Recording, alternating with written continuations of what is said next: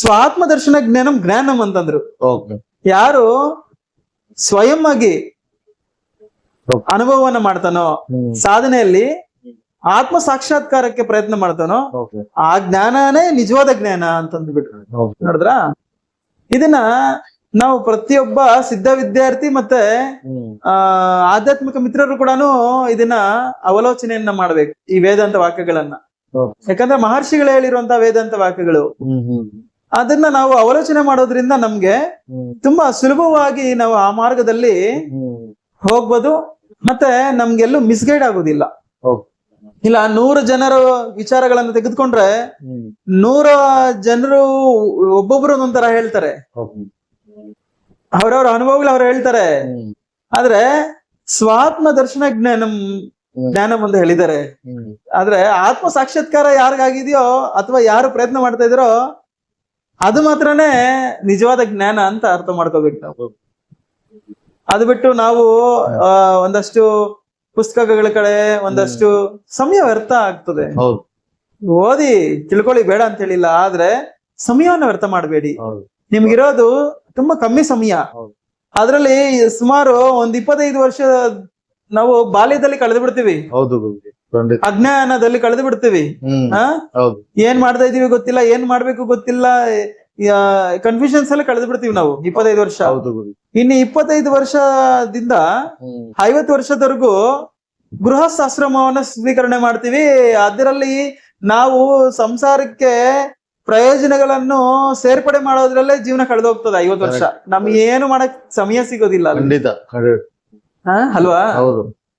ಮತ್ತೆ 50 ವರ್ಷ ಹೋದ್ಮೇಲೆ ಇನ್ನು ದೇಹ ಏನಾಗತ್ತೆ, ಅದಕ್ಕೆ ಶಕ್ತಿ ಕ್ಷೀಣಿತ ಆಗ್ತದೆ, ದಿಸಕ್ಕೂ ಅದು ಶಕ್ತಿಯನ್ನ ಕಳ್ಕೊಳತ್ತೆ. ರಕ್ತ ಸಂಚಾರ ಕಮ್ಮಿ ಆಗತ್ತೆ ದೇಹದಲ್ಲಿ ದಿಸಕ್ಕೂ. ನಾಡಿಗಳು ಕರೆಕ್ಟ್ ಆಗಿ ಸರಿಯಾದ ರೀತಿಯಲ್ಲಿ ಕೆಲಸ ಮಾಡೋದಿಲ್ಲ.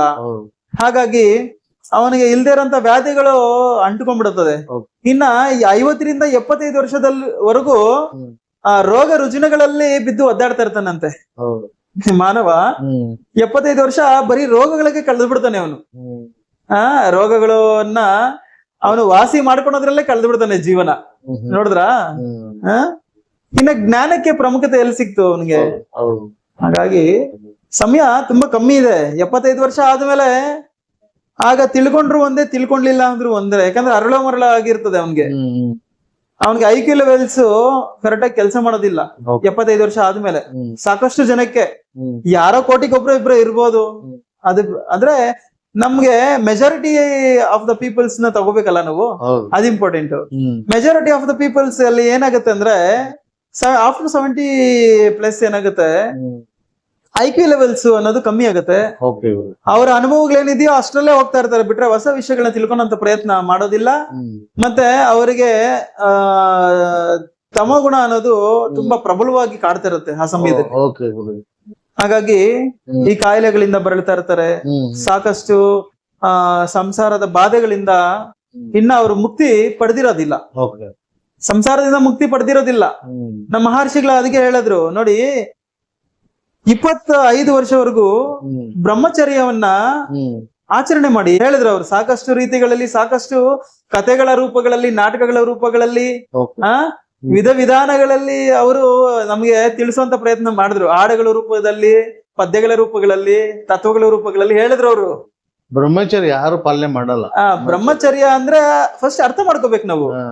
ಬ್ರಹ್ಮಚರ್ಯ ಅನ್ನೋದು ನಾವು ಏನು ಅನ್ನೋದು ಅರ್ಥ ಮಾಡ್ಕೋಬೇಕು. ಬ್ರಹ್ಮಚರ್ಯ ಅಂತಂದ್ರೆ ಸಾಕಷ್ಟು ಜನ ಏನ್ ಅನ್ಕೊಂಡಿದ್ದಾರೆ, ಮದುವೆ ಆಗದೆ ಇರೋದು ಅಥವಾ ನಾವು ಯಾವುದೇ ಸ್ತ್ರೀಯನ್ನ ನೋಡದೆ ನಮ್ಮ ಬ್ರಹ್ಮಚರ್ಯವನ್ನ ಕಾಪಾಡ್ಕೊಳೋದು ಅಂತ ಅನ್ಕೊಂಡಿದ್ದಾರೆ. ಅದು ಬಾಹ್ಯಕ್ಕೆ ಆಯ್ತದು, ಬಾಹ್ಯಕ್ಕೆ ಆಯ್ತು. ಬಾಹ್ಯದಲ್ಲಿ ಅಷ್ಟೇ ಇಲ್ಲದೆ ಸಾಲದು, ನಾವು ಒಳಗಡೆ ಆತ್ಮಾಭಿವೃದ್ಧಿ ಆಗುವಂತ ಪ್ರಯತ್ನ ಕೂಡ ಮಾಡ್ಬೇಕು. ಇದು ಹೇಳಿರೋದು ನಮ್ಮ ಮಹರ್ಷಿಗಳು. ಬಾಹ್ಯದಲ್ಲೇ ಇದ್ರೆ ಸಾಲದು, ಒಳಗಡೆ ಆತ್ಮಾಭಿವೃದ್ಧಿ ಆಗುವಂತ ಪ್ರಯತ್ನಗಳನ್ನು ಮಾಡ್ಬೇಕು. ಏನ್ ಮಾಡ್ಬೇಕದು? ನಾವು ಬ್ರಹ್ಮಚರ್ಯ ಅಂದ್ರೆ ಬ್ರಹ್ಮ ಜ್ಞಾನವನ್ನು ಆಚರಣೆ ಮಾಡುವುದು. ಚರ್ಯ ಅಂದ್ರೆ ಆಚರಣೆ ಮಾಡುವಂತದ್ದು ಅಂತ ಅರ್ಥ. ಅಂದ್ರೆ ಆ ಬ್ರಹ್ಮ ಜ್ಞಾನದ ಬಗ್ಗೆ ತಿಳ್ಕೊಂಡಂತ ಪ್ರಯತ್ನವನ್ನು ಮಾಡಿ ಆ ಬ್ರಹ್ಮ ವಿದ್ಯೆಯ ಬಗ್ಗೆ ಆಚರಣೆಯನ್ನ ಮಾಡಬೇಕು. ಬ್ರಹ್ಮ ವಿದ್ಯೆಯನ್ನ ಆಚರಣೆಯನ್ನ ಮಾಡಬೇಕು. ನಮ್ಮ ಇಂದಿನ ಆಶ್ರಮ ಗುರುಕುಲಗಳಲ್ಲಿ ಇವೆಲ್ಲ ಮಾಡಿಸ್ತಿದ್ರು. ವೇದಗಳು ಉಪನಿಷತ್ತುಗಳ ದ್ವಾರ ಅವ್ರಿಗೆ ಜ್ಞಾನವನ್ನು ಕೊಟ್ಟು ಆ ಜ್ಞಾನದಿಂದ ಅವ್ರಿಗೆ ಒಂದಷ್ಟು ಪ್ರಾಣಾಯಾಮ ಸಾಧನೆಗಳನ್ನ ಮಾಡಿಸಿ ಆ ಬ್ರಹ್ಮ ಉಪಾಸನವನ್ನ ಮಾಡಿಸ್ತಿದ್ರು. ಆ ಬ್ರಹ್ಮಜ್ಞಾನವನ್ನ ತಿಳ್ಕೊಂತಿದ್ರು. ಆ ಬ್ರಹ್ಮಜ್ಞಾನವನ್ನ ತಿಳ್ಕೊಂಡೇ ಅಲ್ವಾ ಶ್ರೀರಾಮಚಂದ್ರರು ಮಹಾ ಮರ್ಯಾದ ಪುರುಷರಾದರು. ಶ್ರೀಕೃಷ್ಣ ಪರಮಾತ್ಮರಾದರು. ಇವರೆಲ್ಲರೂ ಆ ಗುರುಕುಲದಲ್ಲಿ ಕಲ್ತ್ಕೊಂಡ್ ಬಂದಿರುವಂತದ್ದೇ ಅಲ್ವಾ.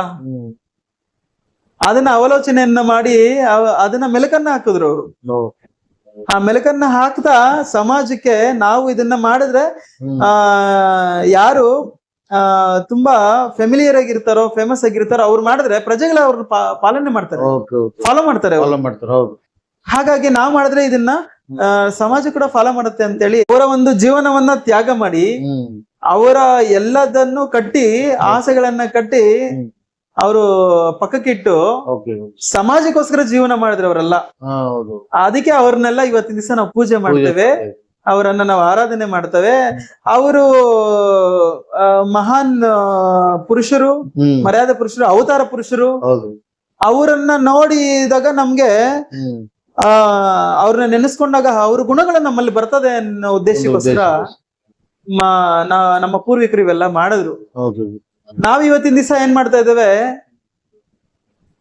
ದೇವಸ್ಥಾನ ಅಂತೀವಿ, ಗುರು ಅಂತೀವಿ, ಪೂಜೆ ಅಂತೀವಿ, ಸಾಂಬ್ರಾಣಿ ಅಂತೀವಿ, ತೆಂಗಿನಕಾಯಿ ಅಂತೀವಿ, ಅಲ್ಲಿ ಮುಗಿಸ್ಕೊಂಡ್ ಬರ್ತೀವಿ, ಮತ್ತೆ ಅದೇ ಮಾಡ್ತೀವಿ. ಇದೆಲ್ಲ ತಮ್ಮ ಗುಣ ಸಂಬಂಧಿಕರು ಇವರೆಲ್ಲ. ಪೂಜೆ ಅಂತಾನೆ, ಗುರು ಅಂತಾನೆ, ದೇವ್ರು ಅಂತಾನೆ, ಭಕ್ತಿ ಅಂತಾನೆ, ಬಾಹ್ಯಕ್ಕೆ ಸಂಬಂಧ, ಕಾಯಿ ಹೊಡಿತಾನೆ, ಮಂಗಳಾರತಿ ಮಾಡ್ತಾನೆ, ಮತ್ತೆ ವಾಪಸ್ ಬಂದು ಅದೇ ಕೆಲಸ ಮಾಡ್ತಾನೆ. ಹಾಗಾದ್ರೆ ಈ ತಮೋಗುಣದ ಬಗ್ಗೆ ಭಗವದ್ಗೀತೆಯಲ್ಲಿ ಏನಾದ್ರು ಪ್ರಸ್ತಾವನೆ ಇದೆಯಾ ಗುರುಜಿ? ಭಗವದ್ಗೀತೆಯಲ್ಲಿ ಮಾಮ್ ಅಪ್ರಾಪ್ತಂ ಕೌಂತೆಯ ಅಧಮಾಗತಿಂ ಅಂತ ಹೇಳಿದ್ದಾರೆ ಸ್ವಾಮಿ.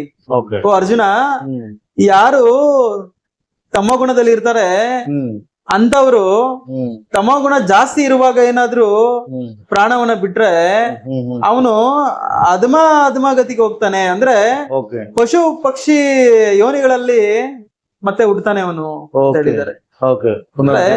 ಈ ನಾವು ಈ ಜನ್ಮ ಪಡಿಬೇಕು ಅಂತಂದ್ರೆ ಎಷ್ಟೋ ಯೋನಿಗಳಲ್ಲಿ ಹುಟ್ಟಿ ಎಷ್ಟೋ ಅನುಭವಗಳನ್ನ ಪಡೆದ ಮೇಲೆ ಈ ಟೆಕ್ನಾಲಜಿಯನ್ನ ಯೂಸ್ ಮಾಡಕ್ ಬಂದಿರ್ತೀವಿ ನಾವಿಲ್ಲಿ. ಈಗ ನಿಮ್ಗೆ ಫಸ್ಟ್ ಬರ್ತಾನೆ ನಿಮ್ಗೆ ಆಂಡ್ರಾಯ್ಡ್ ಫೋನ್ ಬರ್ಲಿಲ್ಲ. ನಿಮ್ಗೆ ಫಸ್ಟ್ ಒಂದು ಬ್ಲಾಕ್ ಅಂಡ್ ವೈಟ್ ಮೊಬೈಲ್ ಬಂತು, ಆಂಟೆನಾ ಇರೋದು ಬಂತು. ಆಮೇಲೆ ಅದ್ರಲ್ಲಿ ಬರೀ ನಂಬರ್ಸ್ ಬರೋದು. ಅದಕ್ಕಿಂತ ಮುಂಚೆ ಪೇಜರ್ ಅಂತಿತ್ತು. ಆ ಪೇಜರ್ ಬರೀ ಮೆಸೇಜಸ್ ಮಾತ್ರ, ಎಮರ್ಜೆನ್ಸಿ ಮೆಸೇಜಸ್ ನಾವು ಕಳಿಸಬಹುದಾಗಿತ್ತು ಅಷ್ಟೇ. ಅದಾದ್ಮೇಲೆ ಮೊಬೈಲ್ ಫೋನ್ ಅನ್ನೋದು ಒಂದು ಬಂತು. ಅದಕ್ಕೆ ಇಷ್ಟುದ್ದ ಆಂಟೆನಾ ಇತ್ತು, ಏನು ಇರ್ಲಿಲ್ಲ, ಬರೀ ನಂಬರ್ ಕಾಣಿಸ್ತಿತ್ತು. ಬಿಫೋರ್ ದಟ್ ಆ ನಂಬರು ಕಾಣಿಸ್ತಾ ಇರ್ಲಿಲ್ಲ. ಕೀಪ್ಯಾಡ್ ಮೊಬೈಲ್ ಏನೋ ಸಮಥಿಂಗ್ ಬಂತು. ಅದು ಬಂದ ಮೇಲೆ ಏನಾಯ್ತು, ಕಲರ್ ಫೋನ್ ಬಂತು. ಅದು ಬಂದ್ಮೇಲೆ ಕ್ಯಾಮ್ರಾ ಫೋನ್ ಬಂತು. ಅದು ಬಂದ್ಮೇಲೆ ಟಚ್ ಸ್ಕ್ರೀನ್ ಡಿವೈಸ್ ಬಂತು. ಆ ಟಚ್ ಸ್ಕ್ರೀನ್ ಡಿವೈಸ್ ಬಂದ್ಮೇಲೆ ಆಂಡ್ರಾಯ್ಡ್, ಅದಕ್ಕೆ ಮುಂಚೆ ಜಾವಾ ಇತ್ತು. ಜಾವಾ ಆದ್ಮೇಲೆ ಆಂಡ್ರಾಯ್ಡ್ ಬಂತು. ಆಂಡ್ರಾಯ್ಡ್ ಬಂದ್ಮೇಲೆ ಇವಾಗ ಬೇರೆ ಬೇರೆ iOS ಅದು ಇದು ಎಲ್ಲ ಬಂದಿದೆ ಇವಾಗ. ಅದಕ್ಕಿಂತ ಮುಂಚೆ ಯಾವ iOS ಇತ್ತು, ಯಾವ ಆಂಡ್ರಾಯ್ಡ್ ಇತ್ತು. ಅಂದ್ರೆ ಅದನ್ನೆಲ್ಲ ಕಲ್ತ್ಕೊಂಡ್ ಬಂದಿದ್ದಕ್ಕೆ ನಾವು ಇದನ್ನ ಯೂಸ್ ಮಾಡ್ತಾ ಇದೀವಿ. ಬಿಟ್ರೆ ಡೈರೆಕ್ಟ್ ಆಗಿ ಇದನ್ನ ಕೊಟ್ಟಿದ್ರೆ ಯೂಸ್ ಮಾಡಕ್ ಆಗ್ತಿತ್ತಾ? ನಮ್ಗೆ ಕಷ್ಟ ಆಗೋದು. ಇದೇ ರೀತಿ ಸೃಷ್ಟಿಯಲ್ಲಿ ಕೂಡ ಈ ಸೃಷ್ಟಿಯನ್ನ ನೋಡ್ತಾನೆ ನಾವು ಟೆಕ್ನಾಲಜಿಲಿ ಅಪ್ಡೇಟ್ ಆಗ್ತಾ ಇರೋಂಥದ್ದು. ಈ ಬಾಡಿಯಲ್ಲಿ ಇರುವಂತಹ ರಿವರ್ಸ್ ಇಂಜಿನಿಯರಿಂಗ್ ನ ಮಾಡಿ ಈ ಬಾಡಿಯನ್ನ ನಾವು ಇಲ್ಲಿ ಏನ್ ಮಾಡ್ತಾ ಇದೀವಿ, ಹೊಸ ಹೊಸ ಟೆಕ್ನಾಲಜಿನ ಇನ್ವೆನ್ಷನ್ ಮಾಡ್ತಾ ಇದೀವಿ. ಆ ಇನ್ವೆನ್ಷನ್ಗೆ ಮೂಲ ಏನು ಅಂತಂದ್ರೆ ಸೃಷ್ಟಿನೇ, ಈ ಬಾಡಿನೇ.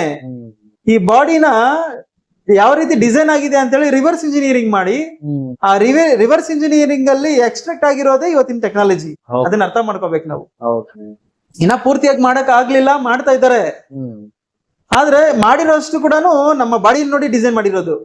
ಇವತ್ತಿನ ದಿವಸ ಮೊಬೈಲ್ ಫೋನ್ ಆಗಿರ್ಬೋದು, ಮತ್ತೆ ಸೋಷಿಯಲ್ ಮೀಡಿಯಾ ಎಂಟರ್ಟೈನ್ಮೆಂಟ್ ಡಿವೈಸಸ್ ಆಗಿರ್ಬೋದು, whatever it is there, and what is that? Automobiles. Automobiles. Even automobiles also same thing. Hmm. ಅದು ಕೂಡ ನಮ್ಮ ಬಾಡಿಯನ್ನ ನೋಡಿ ಡಿಸೈನ್ ಮಾಡಿರೋದು. ಹೌದು. ಬೈಕ್ ಆಗಿರ್ಬೋದು, ಕಾರ್ ಆಗಿರ್ಬೋದು, ಹೌದು. ಮತ್ತೆ ಬೇರೆ ಬೇರೆ ಇವತ್ತಿನ ದಿವಸ ಇರುವಂತಹ ಈ ಟೆಕ್ನಾಲಜಿಯನ್ನ ನೋಡಿ, ನೇಚರ್ ನ ನೋಡಿ ಡಿಸೈನ್ ಮಾಡಿರುವಂತದ್ದೇ. ಖಂಡಿತ ನಿಜ, ಖಂಡಿತ ನಿಜ. ಬಾಹ್ಯದಲ್ಲಿ ಎಲ್ಲೋ ಏಲಿಯನ್ ಗ್ರಹಕ್ಕೆ ಹೋಗಿ ನಾವೇನ್ ತಿಳ್ಕೊಂಡ್ ಬರ್ಲಿಲ್ಲ. ಹೌದು. ಎಲ್ಲ ಈ ಸೃಷ್ಟಿಯಲ್ಲಿ ಇರೋದೇ, ಸೃಷ್ಟಿ ಯಾರು ಮಾಡಿದ್ರು? ಪರಮಾತ್ಮ ಮಾಡ್ದ. ಆ ಪರಮಾತ್ಮ ಮಾಡಿರೋ ಸೃಷ್ಟಿಯಲ್ಲಿ ನಾವು ಇನ್ನ ತಿಳ್ಕೊಳೋ ಪ್ರಯತ್ನ ಮಾಡ್ತಾ ಇದೀವಿ. ನಾವು ಮಕ್ಕಳು ಅದನ್ನ ನಾವು ಅರ್ಥ ಮಾಡ್ಕೋಬೇಕು. ಇದೇ ದೊಡ್ಡದು ಅನ್ಕೊಂಡು ಇಲ್ಲೇ ಇದ್ದೋಗ್ಬಾರ್ದು. ಹೌದು. ಆ ಉದ್ಘಟತನ ಬೇಡ. ಇದೇ ಸೀಮಿತ, ಇದೇ ದೊಡ್ಡದು ಅನ್ನೋ ಉದ್ಘಟತನ ಬೇಡ. ಅದನ್ನ ಯೂಸ್ ಮಾಡ್ಕೊಂಡು ಜ್ಞಾನದ ಕಡೆಗೆ ಹೋಗೋ ಪ್ರಯತ್ನವನ್ನ ನಾವು ಮಾಡ್ಬೇಕು.